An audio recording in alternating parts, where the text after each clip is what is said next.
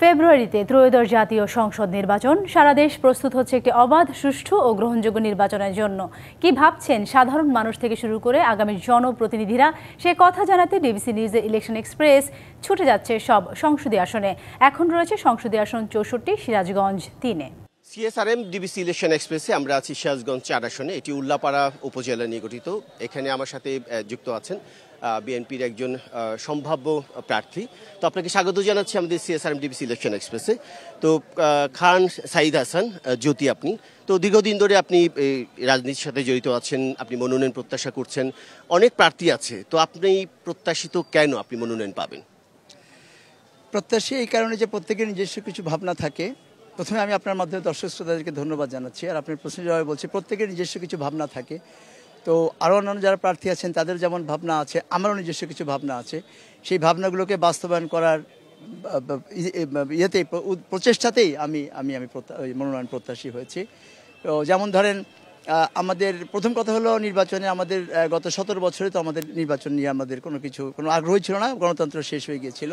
তো এবারের নির্বাচনটা আমরা মনে করছি যে ফেয়ার এবং নিউট্রাল হবে। অর্থাৎ এই নির্বাচনের মাধ্যমে আবার আমাদের হারিয়ে যাওয়া গণতন্ত্র ফিরতে আসবে। এই কারণে এই নির্বাচনের ব্যাপারে আমাদের প্রচণ্ড আগ্রহ আছে এবং আমাদের এলাকার ভোটারদের প্রচণ্ড আগ্রহ আছে। আর দ্বিতীয়ত হলো যে আমার বলতে গেলে তো অনেক লম্বা হবে, কিন্তু খুব অল্প সময় যেহেতু বলতে হয়, আমি বলছি যে আমি 1971 সালে আমার এই উল্লাপাড়াটা আসলে সিরাজগঞ্জের ব্যবসায়িক প্রাণকেন্দ্র বলতে পারেন। বাট আনফর্চুনেটলি 1971 সালে আমি আমার যে উল্লাপাড়া দেখেছি, এই যে আপনি ব্রিজটা দেখছেন, এরকমই ছিল 71 সালে। এই দীর্ঘ প্রায় 54 বছরে একটা বিল্ডিং, মানে আবাসিক বিল্ডিং হওয়া ছাড়া এর কোনো উন্নতি হয় নাই। তো সেই জন্য এই উল্লাপাড়াটাকে যাতে করে আমাদের অন্তত বাংলাদেশের অন্যান্য প্রান্তের সাথে যেরকম যতটা উন্নত হয়েছে সেরকম আমরা যাতে করতে পারি, সেটা একটা পরিকল্পনা আছে। আর তাছাড়া মেইন টার্গেটটা হলো ইন লং রান সেটা হলো আমাদের যে মৌলিক অধিকার, বেসিক নিডস, যে অন্ন, বস্ত্র, চিকিৎসা, শিক্ষা এবং বাসস্থান। এটা আসলে আমরা তো আপনারা নিজেও জানেন যে একেবারেই নাই। তো এইটাকে সামনে রেখে বাস্তবায়ন করতে যে প্রায়োরিটি যেটা আমি করতে চাই আর কি, যদি আমি সুযোগ পাই, সেটা হলো যে আমাদের প্রচণ্ড বেকার যুবক আছে। আমার বিভিন্ন কারণে আমি পুলিশে ছিলাম, পুলিশের ডিআইজি ছিলাম। সেই হিসাবে পেশাগত কাজে বিভিন্ন ট্রেনিংয়ে এবং এরপরে গত 15 বছরের রাজনৈতিক কারণে আমার পৃথিবীর বিভিন্ন দেশে যাওয়া হয়েছে। প্রচুর চাহিদা আছে আমাদের কর্মসংস্থানের জন্য, কিন্তু শুধুমাত্র আমরা প্রপার এডুকেশন এবং কারণে আমরা ছেলেগুলোকে বাইরে পাঠাতে পারছি না। আর আমাদের তো এখানে সুযোগ সীমিত। কাজে প্রথম আমার টার্গেট হলো আমাদের ইয়াং ব্যাচটাকে, তাদেরকে কিভাবে আমরা কর্মসংস্থানের ব্যবস্থা করতে পারি। নাম্বার 1 এই প্রশ্নটা আমি করতে চাইছিলাম যে আপনাদের যে নেতা ভারপ্রাপ্ত চেয়ারম্যান তারেক রহমান, তিনি যে 31 দফা দিয়েছেন, স্মার্ট বাংলাদেশের কথা বলছেন, সেখানে তরুণদের কিভাবে সম্পৃক্ত করার চিন্তা করছেন আপনারা? তরুণরা তো সম্পৃক্ত আমাদের দেশেও থেকে। এখন তো আপনি যেটা বলেন স্মার্ট মানে গ্লোবালাইজেশন, তারা পৃথিবীর যে কোনো প্রান্তে থেকে আমাদের সাথে যুক্ত হতে পারে। আর বিশেষ করে আপনারা এটাও জানেন যে আমাদের গত স্বৈরাচার বিরোধী আন্দোলনে কিন্তু বাইরে থেকে আমাদের ছেলেরাই বেশি কন্ট্রিবিউট করেছে স্মার্টনেস দিয়ে, বিশেষ করে ইয়েতে। তো আমাদের যেটা হলো যে তার যে কোনো কাজ করতে হলে তো এদেরকে আগে তো স্বাবলম্বী করতে হবে। তো স্বাবলম্বী করার জন্য তাদের কর্মসংস্থানের ব্যবস্থা করতে হবে। সেটাই হলো আমার নাম্বার 1 টার্গেট হলো ওইটা প্রায়োরিটাইজ নাম্বার 1। আর আমাদের দেশের মহিলা বা নারীরা, তারা তো আপনার অলমোস্ট অর্ধেক এদের স্যানিটেশনের ব্যবস্থা একেবারেই নাই, বিশেষ করে আমাদের এই মফস্বল শহরগুলোতে। তো তাদের স্যানিটেশনের ব্যবস্থাটা মেইনলি করা।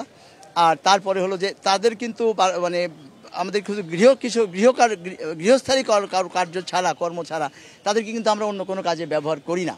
তো তাদেরকেও কীভাবে আমরা কর্মমুখী করে তা আমাদের দেশের অর্থনীতিও কন্ট্রিবিউট করতে পারি, অ্যাট দ্য সেম টাইম তাদের উপর স্বনির্ভরতা ডেভেলপ করে। দেখছি জুলাই গণঅভ্যুত্থানের পর মানুষের মধ্যে যে রাজনীতি সংস্কৃতিটা পরিবর্তনের প্রত্যাশা করছে। মানে আগে যে স্বৈরাচারী একটা ব্যাপার স্যাপার ছিল রাজনীতিতে, সেটা থেকে বেরিয়ে আসার জন্য আপনার নতুন কোনো চিন্তাভাবনা আছে? সুস্থ সংস্কৃতি রাজনৈতিক চিন্তার কথা বলছি।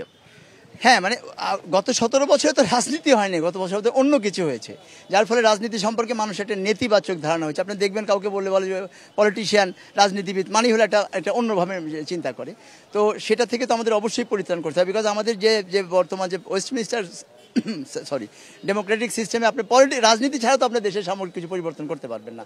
তো রাজনীতির কোনো দোষ না, দোষটা হলো যারা রাজনীতির পেছনে থেকে যারা 17 বছরে শেষ করে দিয়েছে। তো আমরা ডেফিনেটলি এটাকে তো আবারও আমরা আগের মতো ফিরে আসছে বা তার থেকে আরও উন্নত করতে আমরা যা করা দরকার করবো। বিশেষ করে এখন তো আমাদের এখানে বসে থেকে আমি জানতে পারি সারা পৃথিবীতে এই আপনার কোন দেশে কীভাবে কী হচ্ছে, যেটা আজ থেকে 20 বছর আগে জানা সম্ভব ছিল না। তো আমরা ওটার আলোকে আমাদের যে জিনিসগুলো আমাদের জন্য অ্যাপ্লিকেবল, আমরা আমাদের নতুন করে আবিষ্কার করার কিছু নাই এখন, ওগুলো শুধু কপি পেস্ট করেই আমরা করতে পারি, কারণ অনাবশ্যক খুব কম। আপনার জন্য অনেক অনেক শুভকামনা রইল ডিবিসি ইলেকশন এক্সপ্রেসের পক্ষ থেকে। আপনারা শুনছিলেন CSR DBC election express Ullapara উপজেলা থেকে, যেটা সংসদীয় আসন 4।